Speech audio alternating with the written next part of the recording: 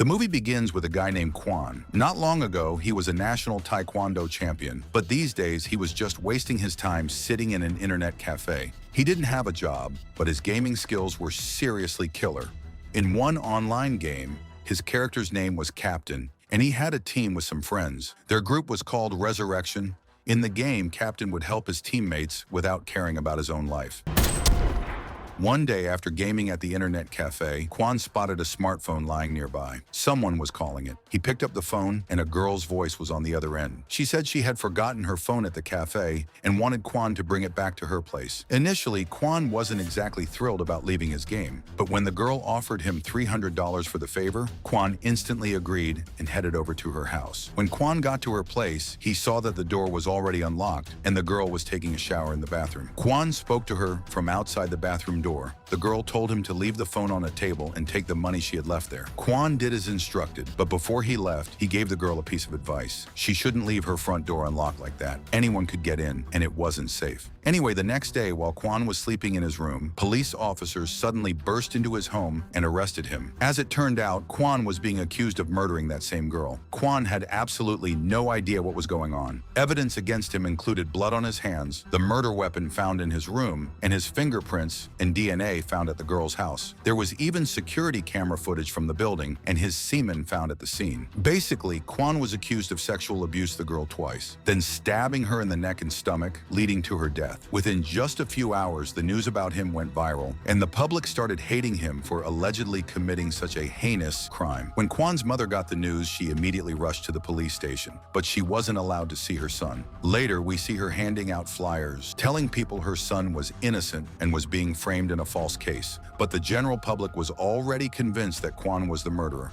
so they ignored Quan's mother, and many even said nasty things to her. Finally, his mother went to ask for help from a lawyer named Mr. Minister, but even Mr. Min initially thought Quan was the killer because all the evidence was stacked against him. A few days later, the case had a hearing in court, and all the evidence against Quan was presented. Adding to the pressure, there was intense media attention nationwide, so the court quickly delivered its verdict, declaring Quan guilty. He was sentenced to life imprisonment and sent to a high-security prison with no possibility of parole. The judge stated that Quan's mental state had deteriorated due to spending all day gaming and being unemployed, and that's why he had committed this gruesome crime. He was taken to the high-security prison in the dead of night. Inside, Quan was like an innocent kid trapped among vicious, hardened criminals. One day, Paul, a gang leader, spotted Quan. His men grabbed Quan and brought him over. The prison guards were watching and knew Quan was about to get beaten up, but Paul gestured for them to back off. As soon as Paul started beating Quan punched Paul back, which enraged Paul. His goons then beat Quan to a pulp. Anyway, after a while, when the guards came to break up the fight, Paul claimed Quan had attacked him. In retaliation, Quan was sentenced to 30 days in solitary confinement. Later, Paul and his goons cornered Quan again and beat him brutally. They also gave him a strange injection, after which Quan went crazy and started trying to eat himself. From then on, he was getting beaten almost every day in prison. Then one day, his mother visited him with their lawyer, Mr. Minister. She was very distressed seeing Quan's condition, knowing he was being tortured in prison. She understood everything when she saw his wounds. She told Quan to hang in there and bear it for a little while, and promised him that she would get him out.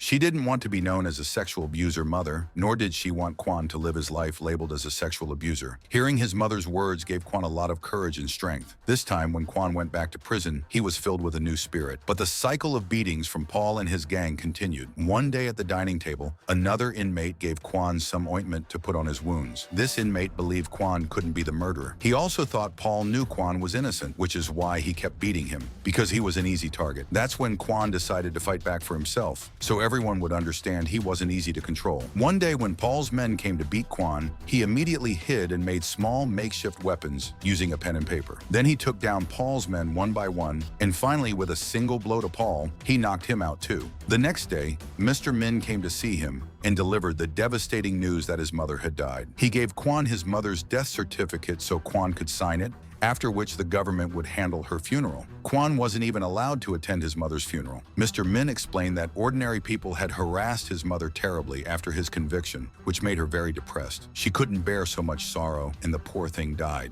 Hearing this, Quan was completely shattered or broken, but that night his mother came to him in a dream and hugged him. The next day, Quan remembered his mother's words about not living the life of a sexual abuser. He had promised his mother he would prove his innocence. Suddenly, he attacked Paul again, but during the struggle, he accidentally stabbed himself in the stomach. Shortly after, he was being taken to the hospital in a prison transport vehicle. But just then, Quan got up and attacked the guards. He held a sharp object to the chief guard's neck and demanded the key to his handcuffs. The guard handed him the key, but just then, their vehicle had an accident, injuring everyone inside. Quan, somehow surviving, unlocked his handcuffs and started running. The chief guard pointed a gun at him from behind, but then, for some reason, he lowered the gun. Maybe he also understood that Quan didn't belong in prison, so he let Quan escape. Quan escaped into the forest, staying out of sight. Soon after, he stole some clothes and kept running. Before long, the police of 7 countries were hunting for Quan. While on the run, Quan noticed a couple whose car had broken down. They were in a hurry to get to the airport. Quan helped them fix their car. In return, they gave him a ride. They didn't know about Quan's situation and were leaving the country anyway, so they even gave Quan their car so he could sell it and make some money. Finally, Quan took the car and headed towards the city. Quan had nowhere else to hide, so he went to Mr. Min's house, hoping Min would understand his situation. Min gave Quan his mother's last memento, her necklace. Min tried to comfort him, saying he would re-examine his case files. But then, he called the police, telling Quan to turn himself in. Hearing this, Quan fled before the police arrived. A while later, he reached an internet cafe and started reading all the articles about him. They were all against him. But then Quan spotted a documentary claiming he had been framed in a false case. The writer had argued how Quan could possibly sexual abuse a girl twice and murder her in just 3 minutes, and pointed out that several pieces of evidence in the case had been tampered with. Seeing all this, Quan took a deep breath. He saw that the writer was a man named Mr. Harry, who used to game with Quan. Soon after, Mr. Harry met Quan, and it was revealed that Mr. Harry was actually a girl named Yule. She was part of Quan's Resurrection gaming team. Yule warned Quan that the cafe manager was about to alert the police, so he needed to leave immediately. Later, Yule called him to meet at a restaurant, and then she took him to a secret hideout outside the city where she lived alone, hidden from the world. She was incredibly skilled with computers and spent all day working on them. She made delicious food for Quan, which made him incredibly happy, as he was fed up with eating stale prison food. Soon after, the rest of his gaming team arrived at the hideout. They wanted to help Quan, just like he helped them in the game. Yule had researched the case, found all the flaws in the evidence, and now wanted to prove Quan innocent with the whole team. Their team then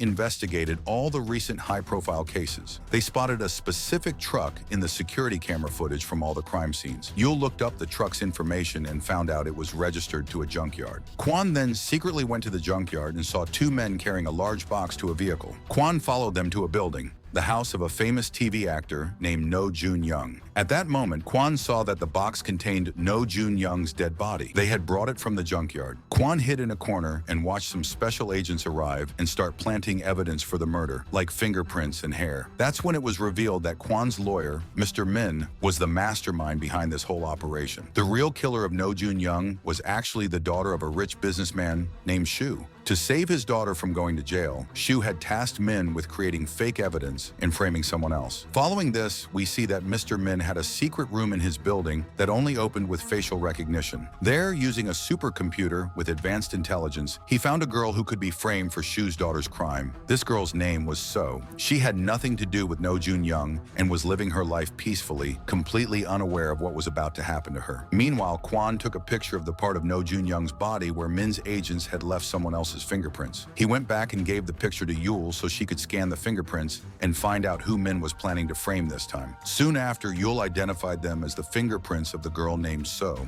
Actually, Min had already sent his team to So's house to knock her out and take samples of her hair, blood, and saliva so they could use her fake evidence in No Jun Young's murder case. Then they called So and told her to come to No Jun Young's house. Quan had also tapped So's phone and was listening to everything. This was the same voice that had called Quan to the crime scene on the day he was framed. In fact, the truth was that in Quan's case too, the girl was killed by a rich kid. But to protect him, fake evidence was created against Quan, making him the scapegoat. Anyway, Quan now went to meet the girl whose voice he heard on the phone. Quan tried to kidnap her, but at the last minute, she escaped on a motorcycle with someone else. Quan started chasing her, but his car broke down on the way. Then suddenly, Paul and his men caught him. Paul had somehow gotten out of prison too, and now he took Quan to a secluded place and started torturing him. But at the same time, Yule alerted SWAT that Quan was there, and the SWAT team quickly arrived to catch Paul. The SWAT team rescued Quan from Paul's clutches, and Quan took advantage of the situation and escaped from there. Just then, Yul arrived in a car to pick him up,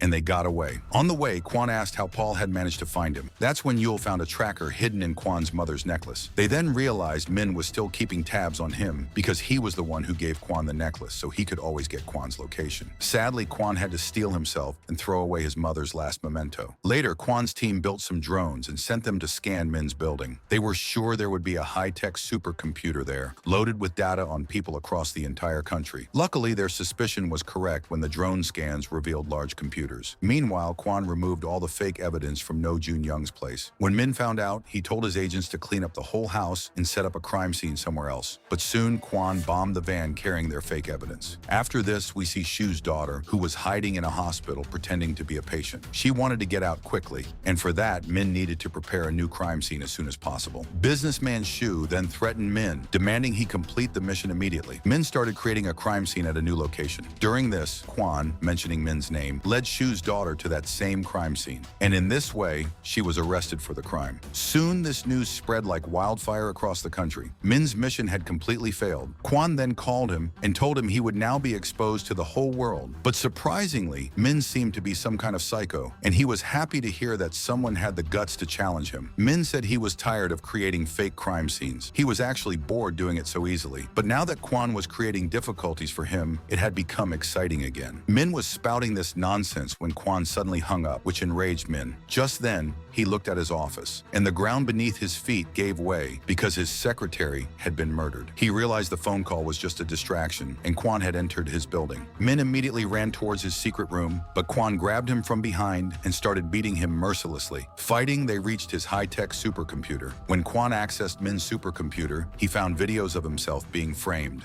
along with videos of his mother alone, campaigning for his release. Then suddenly, Min confessed, "Your mother didn't just die. I killed her because she kept holding protests and causing trouble, and people were getting emotional and starting to support her." Hearing this, Quan went completely insane with rage and beat Min severely. After this, he started transferring all the evidence from Min's supercomputer to Yul's thumb drive. Just then, Paul called Quan and said he had kidnapped Quan's team and would kill them if Quan didn't come. Min then added that with the help of the tracker in the necklace, they had found Yul's hideout, and Paul had gone there and taken all her teammates hostage. He threatened that if Quan didn't get there to save them within 30 seconds, Paul would kill them all. Now, Quan didn't have time to wait for the data transfer, so he immediately rushed off to save his teammates' lives. Meanwhile, Min called Quan again, saying that in his next mission, he was going to make Yul the scapegoat. He had already sent his special agents to get Yul's DNA and other evidence. Meanwhile, back at Yul's hideout, Paul shot at one of the men but missed. Just then, the power went out, and at that exact moment, Quan arrived. Using his incredible fighting skills, he beat Paul's men severely. After this, Quan's team headed towards a TV station. On the way, they managed to evade Paul's goons, Min's special agents, and even the police. Then they saw that Min had hacked the TV channels and had labeled Quan's team as dangerous criminals. Anyway, as soon as Quan and his team reached the TV station, the rest of the team focused on distracting the goons and police who were chasing them, while Yul started up her computer system in the command center. She was about to expose the truth about Min nationwide on TV channels. But soon, the police arrested everyone except Yul. The police had also surrounded Quan's car, so Quan put his hands up and quietly got out of the car, surrendering. People across the country were watching all this on TV, which made Min quite happy. But soon his happiness turned to sorrow when his command center shut down, and he realized Yul's thumb drive was still in his computer. All the data from Min's computer had transferred to Yul. Now Yul, using the evidence from Min's computer, hacked the TV stations and revealed Min's dark deeds and the truth about his clients to the public. She showed how they created fake evidence and crime scenes to frame innocent people. Then she showed Quan's case on TV, which made everyone realize how wrong they were about Quan and all the other people. Now that Min was exposed, he tried to escape in his car, but Quan's team had removed his steering wheel. Min was quickly arrested, but everyone knew that behind this was definitely the hand of a big mafia boss who was still hidden from ordinary people. Anyway, Quan and his team were honorably acquitted or cleared of all charges. Meanwhile, Min met Paul in prison,